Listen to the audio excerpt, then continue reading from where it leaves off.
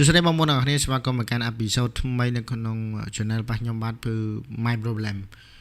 channel នេះគឺបង្កើតឡើងសម្រាប់បងប្អូនអរគ្នាដែលគាត់មានពេលទំនេរសម្រាប់មកស្ដាប់ជាមតិយោបល់ឬក៏ជាគំនិតខ្លះៗសម្រាប់បងប្អូនអរគ្នានៅការចែកម្លែកប្រចាំថ្ងៃរបស់ខ្ញុំឬក៏ខ្ញុំមានពេលខ្ញុំនឹងធ្វើម្ដង10អេពីសូតឲ្យអាប់ឡូតជាប្រចាំអញ្ចឹងទៅចឹងហើយខ្ញុំសូមលើកអត្ថបទមួយដែលជាអត្ថបទដែលធ្វើឲ្យខ្លួនខ្ញុំវាមានក្តីសុខជាងមុនប្រកបថាបងប្អូនអរគ្នាប្រហែលជាអត់ទាន់ដឹងថាខ្លួនឯងរកសេចក្តីសុខដោយរបៀបណាទេព្រោះអ្នកខ្លះគាត់កំពុងតែរត់តាមក្តីសម័យអ្នកខ្លះក៏កំពុងតែរត់តាមគេចឹងដែររត់តាមមិត្តភ័ក្តិឬក៏រត់តាមអ្នកដទៃដែលកំពុងតែខ្លួនគិតថាគេសំខាន់ជាងយើងណាអញ្ចឹងមកដល់បច្ចុប្បន្ននេះគឺបងប្អូនត្រូវតែហាមឃាត់ខ្លួនឯងថាគ្មាននរណាល្អជាងខ្លួនឯងទេគ្មាននរណាល្អជាងខ្លួនឯងដែលទុកចិត្តខ្លួនឯងទេខ្ញុំហ៊ាននិយាយថាខ្ញុំក៏ធ្លាប់ឆ្លងកាត់បទពិសោធន៍ជាងដូចបងប្អូនហ្នឹងមិនមែនថាជាងទេខ្ញុំធ្លាប់រត់តាមគេខ្ញុំធ្លាប់ដើរតាមគេខ្ញុំធ្លាប់ផ្គប់ចិត្តគេទាំងមូលដោយសារតែសេចក្តីសុខប៉ះខ្ញុំផ្ទាល់ដែរមានថានៅពេលដែលខ្ញុំរស់ស៊ីខ្ញុំត្រូវតែដើរតាមគេគ្រប់ជំហានមិនថាជំហានទី1ទី2ទី3ឬក៏ទី5ទេគឺដើររហូតគេចង់ឲ្យយើងធ្វើអីយើងធ្វើនឹងគេចង់ឲ្យយើងដើរយើងចង់ឲ្យយើងដេកហើយគេ deal គ្រប់បែបសពបែបយ៉ាងមិនទាំងអស់មកដល់យើងក៏ប៉ុន្តែនៅពេលមួយរយៈចុងក្រោយថា 3-4-5 ឆ្នាំមកដល់ឥឡូវខ្ញុំគិតថាខ្ញុំអាចនឹងរកឃើញខ្លួនឯងហើយបើទោះបីខ្ញុំរងថ្ងៃខ្ញុំអត់តមានលទ្ធភាពទៅទិញផ្ទះវិឡាអត់តមានលទ្ធភាពទៅទិញឡានទំនើបឬក៏អត់តមានលទ្ធភាពទៅធ្វើអីផ្សេងដែលគិតថាជាដុំកពួនក៏ដោយក៏ប៉ុន្តែខ្ញុំនៅមានតែអាចថាមាន big dream ឬក៏ក្តីសម័យដ៏ធំបំផុតនៅក្នុងជីវិតរបស់ខ្ញុំស៊ូឡើងតែខ្ញុំចង់ទៅណាខ្ញុំដល់ចំណុចណាតែប៉ុណ្្នឹងទេទី1ចំណុចទី1គឺគួរដឹងអ្វីដែលគួរដឹងមានថាអ្វីដែលយើងដឹងគឺយើងដឹងហើយក៏ប៉ុន្តែពេលខ្លះយើងគួរនិយាយឬក៏មិនគួរនិយាយគឺអាស្រ័យទៅលើខ្លួនយើងទេចំណុចសំខាន់បំផុតគឺខ្លួនយើងអញ្ចឹងយើងដឹងអ្វីដែលយើងចង់ដឹងបានហើយដឹងអ្វីដែលយើងមិនគួរដឹងគឺខំនិយាយមានថានៅពេលដែលគេសួរយើងមិនដឹងហើយថាខ្ញុំថាដឹងមួយម៉ាត់ទៅប៉ុណ្្នឹងចប់វាអត់មានអីក្រៅពីយើងថាអត់ដឹងទេតែបើយើងបែកអូ host ហ្នឹងអានឹងប្រកាសឲ្យថាជារឿងមួយដែលមិនល្អហើយក៏ប៉ះពាល់ដល់ខ្លួនឯងដែរនេះជារឿងមួយដែលខ្ញុំគួរតែកត់សម្គាល់យើងដឹងនៅអ្វីដែលយើងគួរដឹងចំណុចទី2និយាយតែរឿងដែលគួរនិយាយហើយមិនថាវងហូបចុកហូបផឹកស៊ីឬក៏វងណាដែលគួរថានិយាយដែរមិនថាគួរវងទឹកតែឬក៏អីចឹងក៏ដោយក៏ប៉ុន្តែអ្នកនរគ្នាខ្លះគួរតែរៀននិយាយអ្វីនៅពេលដែលអ្នកគួរតែនិយាយកុំព្យាយាមនិយាយអ្វីដែលអ្នកអត់ដឹងឬក៏កុំនិយាយអ្វីដែលអ្នកមិនគួរនិយាយតែប៉ុណ្្នឹងទៅអ្នកគ្នាខ្ញុំនិយាយតែប៉ុណ្្នឹងគឺអ្នកគ្នាដឹងហើយមិនថារឿងបញ្ហាអីផ្សេង1 2 3 4 5ចុះអ្នកគ្នាមិនគួរនិយាយក្នុងវងអាចថាវងចុះនិយាយវងគឺចាប់ពី3អ្នកឡើងលើក៏កុំគួរនិយាយដូចចំណុចទី1ហ្នឹងគឺដឹងគឺយើងនិយាយអត់ដឹងគឺយើងអត់និយាយពេលខ្លះយើងដឹងហើយក៏កុំគួរនិយាយដែរព្រោះរឿងខ្លះវាអត់ល្អដល់ខ្លួនយើងទេចំណុចទី3កាត់បន្ថយការគិតច្រើននៅពេលដែលអ្នកគ្នាដល់ចំណុចមួយដែលអ្នកគ្នាគិតថាគិតច្រើនពេកវាស្មុគស្មាញវា toxic យូរវាខ្លាចជាមនុស្ស anxiety anxiety នឹងជាមនុស្សមួយដែលចូលចិត្តនៅតែឯងអត់ចូលចិត្តជួបមនុស្សអត់ចូលចិត្តទៅនេះទៅនោះគេបបួលតាណាក៏អត់ទៅចូលចិត្តនៅតែបន្ទប់តែឯងបាក់ទឹកចិត្តគិតច្រើនស្មុគស្មាញជីវិតយើងចង់ទៅនេះទៅនោះហើយយ៉ាងអារម្មណ៍មួយហ្នឹងគឺខ្ញុំធ្លាប់ជួបក៏អារម្មណ៍មួយហ្នឹងក៏ឡូវមកដល់ហ្នឹងគឺចាប់ផ្ដើមខ្ញុំរៀនកែប្រែដែរមានន័យថានៅពេលដែលគិតថាស្មុគស្មាញពេកមានអារម្មណ៍ថាចង់ទៅនេះចង់ទៅនោះឲ្យ relax តែចាក់ស្ដែងទៅដល់វាទៅជារែងរែកហើយវាទៅជាស្មុគស្មាញវិញអញ្ចឹងចំណុចចុងក្រោយគឺមានតែការឈប់និយាយឈប់គិតអីចឹងស្មុគស្មាញអីហ្នឹងទៅខ្ញុំវាអត់ហ៊ាននិយាយថាអ្នកគ្នាគួរតែយកអ្វីមកជំនួសទេអ្នកគ្នាមានរបៀបប៉ុណ្ណាគ្នាអ្នកខ្លះគាត់សងំគេងគាត់គេងលក់អ្នកខ្លះគាត់សងំហូបអីឆ្អែតគាត់គេងលក់អ្នកខ្លះគាត់អានសៀវភៅអ្នកខ្លះគាត់មើលរឿងអ្នកខ្លះគាត់មើលទូរស័ព្ទអ្នកខ្លះគាត់លេងហ្គេមអ្នកខ្លះទៀតគាត់យកស្រាហ្នឹងមកជាមុខមកជានៅពីមុខដើម្បីគាត់ខ្លាចជាមនុស្សមួយដែលគាត់ញ៉ាំស្រាគាត់ស្រវឹងឲ្យគាត់គេងចំជំរឿនហ្នឹងគឺមានច្រើនមែនតើអ្នកខ្លះគាត់ចង់ញ៉ាំស្រាឲ្យស្រវឹងឲ្យគាត់គេងដើម្បីបំភ្លេចភាពអាទាំងអស់ហ្នឹងតែចាក់ស្ដែងវាគង់តែថ្ងៃស្អែកវាគិតដដែលទេអញ្ចឹងមានរឿងអីយើងនៅក្នុងសភៅហើយយើងគេងឲ្យស្ងប់អារម្មណ៍ទៅស្អែកយើងកំគិត1 2 3 4 5ទៅខ្ញុំហ៊ាននិយាយថានៅពេលដែលមានអ្នកទាំងអស់គ្នាមានដំណោះស្រាយខ្ញុំគិតថាវាអត់អាចថា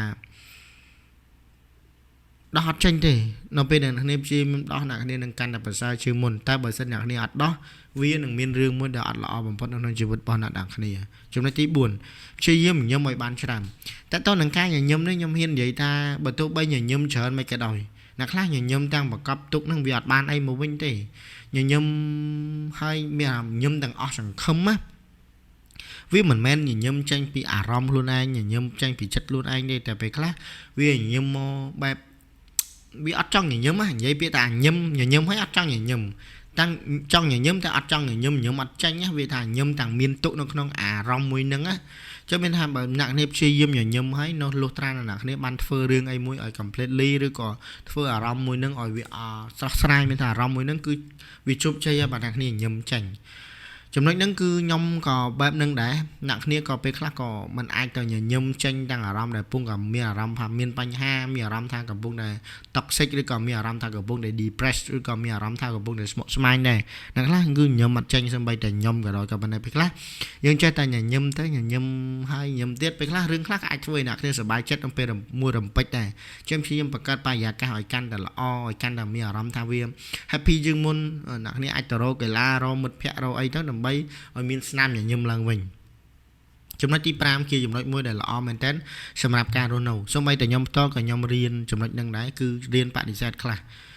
ខ្ញុំមិនដឹងថាអ្នកនរគ្នារៀនបដិសេធដល់ចំណុចណាពេលខ្លះមកដល់ឥឡូវគឺខ្ញុំកាន់តែរៀនបដិសេធជាមួយនឹងមនុស្សអត់ល្អដែលគិតថាពួកគាត់នាំយើងទៅភាព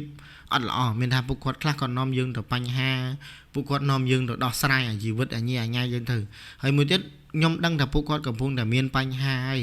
គាត់នាំយើងទៅជួបបញ្ហានឹងថែមអញ្ចឹងពេលខ្លះរៀនបដិសេធខ្លះទៅថ្ងៃណាក៏រវល់យើងប្រាប់ថាថ្ងៃនេះរវល់ថ្ងៃនេះអត់សូវស្រួលខ្លួនទេយើង1 2 3 4 5អញ្ចឹងទៅនៅពេលដែលគេបបួលយើងលើពី2 3ដងគេនឹងលែងបបួលយើងហើយប្រកាសណាគេនឹងលែងបបួលយើងខ្ញុំមាននិយាយអញ្ចឹងរៀនបដិសេធជាមួយនឹងការបបួលខ្លះដែលអត់ប្រយោជន៍ទៅណាឬលែងតែមានប្រយោជន៍ឬលែងតែគិតថាវាល្អជាងមុនអ្នកនេះរៀនទៅរៀនក៏ទទួលយកថាឥឡូវខ្ញុំអាចទៅបានតែប៉ុណ្្នឹង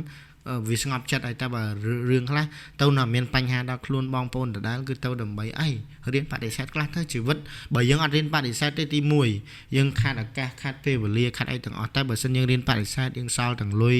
សល់ទាំងពេលវេលាសល់ទាំងសុខភាពសល់ទាំងការហានិភ័យតិចតួចបំផុតចឹងរៀនបដិសេធខ្លះទៅចំណុចទី6រៀនចិត្តដាច់តាមកលៈទេសៈចំណុចនេះមិនថាស្នេហាមិនថាមិត្តភាពមិនថាការរាប់អានទេវាមានទាំងអស់ការចិត្តដាច់នេះវាធម្មតាវាមានរឿងខ្លះឧទាហរណ៍ករណីខ្ញុំរាប់អានជាមួយនឹងមិត្តភ័ក្តិម្នាក់គាត់នាំយើងទៅរឿងអត់ល្អគាត់នាំយើងទៅរឿងស្មុគស្មាញគាត់នាំតែរឿងអត់ល្អទេអញ្ចឹងបើសិនករណីខ្លះអ្នកគ្នានៅតែតាមពួកគាត់ទេប្រហែលជាមានបញ្ហាដល់ខ្លួនឯងហើយក៏ប៉ុន្តែអ្វីដែលខ្ញុំចង់ឲ្យបងប្អូនទាំងអស់គ្នារៀនហ្នឹងគឺទី1ខ្ញុំចង់ឲ្យបងប្អូនរៀនចិត្តដាច់ខ្លះនៅពេលដែលយើងចង់និយាយថាឥឡូវខ្ញុំចង់ទៅផ្ទះបើសិនជាអ្នកគ្នាយល់យកមនោចេតនាបែបហ្នឹងប្រកាសជាអ្នកទាំងគ្នាមិនអាចទៅដល់ផ្ទះបានទេគេនោះនិយាយអញ្ចេះយកអញ្ចឹងថាអត់គួររាប់អានបងប្អូនមនុស្សដូចអញ្ចឹងទេក៏ប៉ុន្តែនៅពេលដែលអ្នកគ្នាគិតថាបើសិនជាយើងអត់ចិត្តដាច់ខ្លះកលៈទេសៈនេះគឺអាចនឹងមានបញ្ហាយើងរៀនកលៈទេសៈខ្លះទៅដាច់ចិត្តខ្លះពីអាពេលហ្នឹងទៅស្អែកយើងគិតទៀតទៅខ្ញុំហ៊ាននិយាយចាំព្រោះខ្ញុំធ្លាប់ជួបកលៈទេសៈហ្នឹងដែរនៅពេលដែលកំពុងតែចិត្តជួបមានបញ្ហាខ្ញុំដឹងខ្លួនឯងថាទៅមុខទៀតនឹងមានបញ្ហាតែបើយើងអត់ទៅប្រហែលជារឿងល្អតែបើយើងទៅគឺដឹងតែមានរឿងអាក្រក់យើងបដិសេធភ្លាមមានតរៈនៅផ្ទះបន្តិចយើងមានតរៈនៅកន្លែងការងារបន្តិចយើងប្រញាប់ទៅជាបន្ទាន់នៅពេលដែលយើងមកដល់ office ភ្លាមឬក៏មកដល់ផ្ទះភ្លាមខាងនោះមានបញ្ហា1 2 3 4 5ដែលយើងអត់ដឹងហើយយើងទៅអញ្ចឹងកលៈទេសៈដែលយើងចិត្តដាច់គឺរឿងល្អបំផុតមិនថាមិត្តភាពមិនថាស្នេហាមិនថាការរាប់អានទេចំណុចទី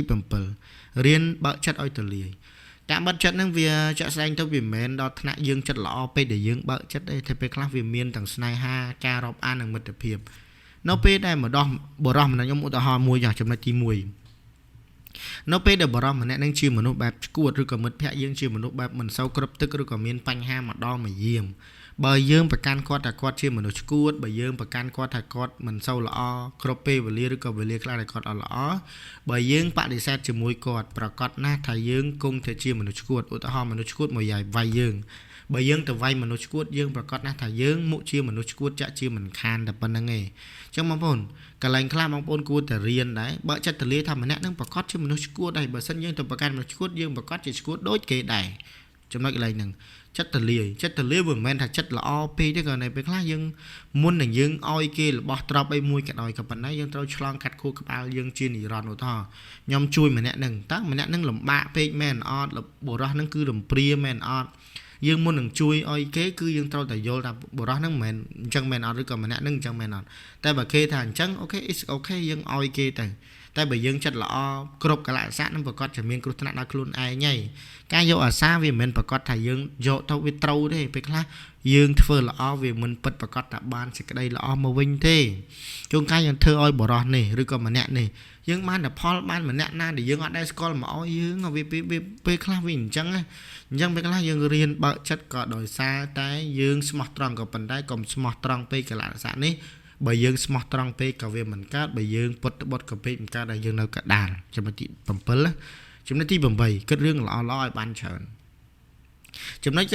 នេះក៏ខ្ញុំគួរនឹងបរៀនបងប្អូនដែរមិនបរៀនទេខ្ញុំមិនមែនជាគ្រូសាស្ត្រាចារ្យមកពីណាទេក៏ប៉ុន្តែពេលខ្លះ